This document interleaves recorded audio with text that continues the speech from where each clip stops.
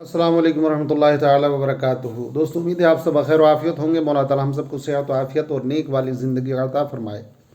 हज़रत इमाम रज़ा अलैहिस्सलाम इरशाद फरमाते हैं कि जिस घर में कुरान की तिलावत नहीं होती उसकी औलाद शैतान का घर बन जाती है।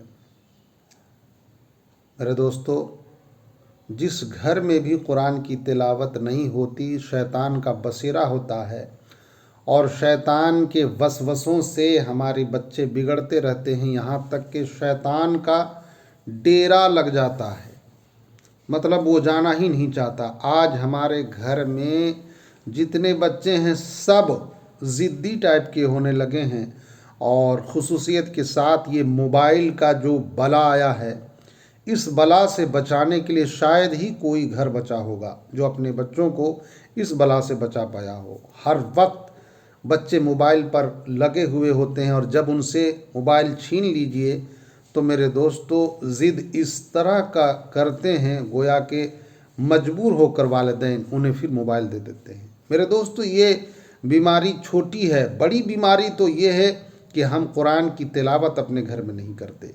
इमाम रज़ा अलैहिस्सलाम के मुताबिक जिस घर में कुरान की तिलावत नहीं होती उस घर में शैतान का बसेरा होता है, बल्कि उन्होंने फरमाया उनकी औलाद शैतान का घर बन जाती है, यानी फिर वो अपना मस्कन बना लेता है और आपकी औलाद के साथ हमेशा रहता है वो और आपकी औलाद को बिगाड़ता रहता है।